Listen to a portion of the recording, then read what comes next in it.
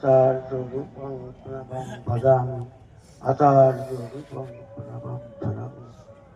মন্ত্রপুষ্ট গুরু মহারাজকে জানাই আমার শত সহস্র কোটি প্রণাম। প্রণাম। এই মন্ত্রপুষ্ট আমাদের যুগ্ম সম্পাদক, শুধু যুগ্ম সম্পাদক বলবো না, এখানে তিনি আমাদের সর্বময় কর্তা।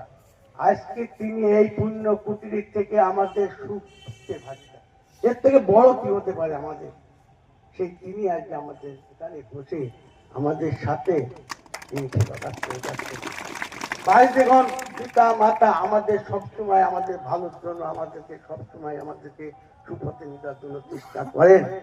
এখানে আমাদের ঠিক সেরকম একজন স্বামীজিকে আমরা পেয়েছি, যিনি আজকের এই পুণ্য কুটিরে 1 বছর 2 বছর 3 বছর নয়, 50 বছর নয়, 60 বছর পার করে দিয়েছেন এই পুণ্য কুটির থেকে আমাদের শুধু সঙ্গ দেওয়ার জন্য। তাই তার চরণে আমার শত কোটি প্রণাম।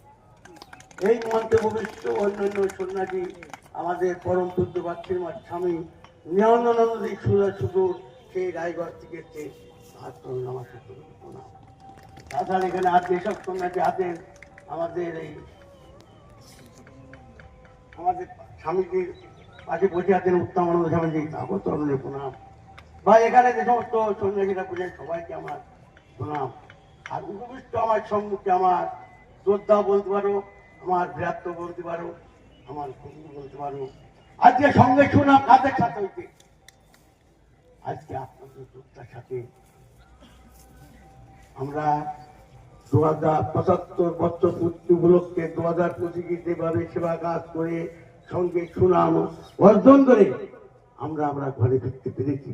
আশা করব এই 2026 76 বছর ঠিক আপনারা সেইভাবে সঙ্গে সুনাম অর্জন করে ঘরে ফিরতে পারবে।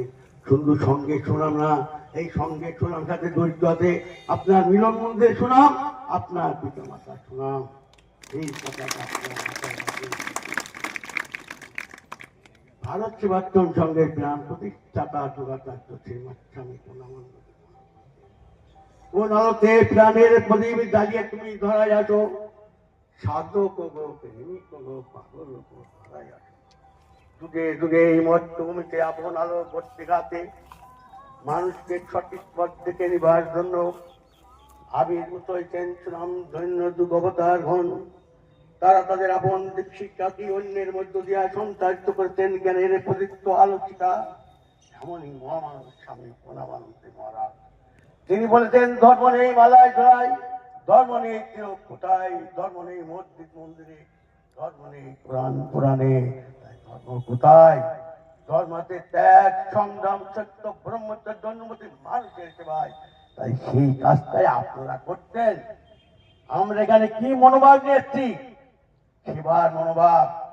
আমরা এখানে তীর্থ করতে আসেনি, আমরা এসছি কি তীর্থযাত্রীদেরকে সেবা করে তাদেরকে সুস্থ করে ফিরে ফিরবার দায়িত্ব হলো আমাদের আপনাদের। এই কথাটা মাথায় রাখবেন। এই গঙ্গাসাগর সেবা কার্য, এই গঙ্গাসাগর শুধু পশ্চিমবাংলাবাসীর নয়, ভারতবর্ষের বিভিন্ন প্রান্ত থেকে বিভিন্ন ভাষাভাষী পুণ্যার্থীরা এখানে আসবেন পুণ্য স্নান করবার জন্য। তাদেরকে সুস্থ সেবা দিয়ে ঘরে ফিরবার দায়িত্ব হলো আমাদের আপনাদের। এই কথাটা সবসময় মাথায় রাখবেন। যখন আমরা সেবা কাজ করতে যাব, সেখানে দেখবেন আপনাদের ন্যায় বিভিন্ন স্বেচ্ছাসেবী প্রতিষ্ঠানের স্বেচ্ছাসেবক, সরকারের দপ্তরের বিভিন্ন কর্মী সেখানে কর্মে নিয়োজিত আছে। অনেক সময় আমাদের সেবা কাজ করবার সময় অনেক সমস্যা সৃষ্টি হয়, মনোমালিন্য সৃষ্টি হয়, কিন্তু নীতি সেই সমস্যাটা সমাধান করবেন না। এটা মনে রাখবেন, আপনাদের উদ্বোধন কর্তৃপক্ষ আছে তাকে জানানো, তিনি যেটা ডিসিশন নেবেন, যেটা ব্যবস্থা করবেন, সেটাই আপনারা করবেন। অনেক সময় দেখা যায় ভারতবর্ষে বিভিন্ন প্রান্ত থেকে বিভিন্ন ভাষাভাষীরা পুণ্যার্থীরা আসছেন।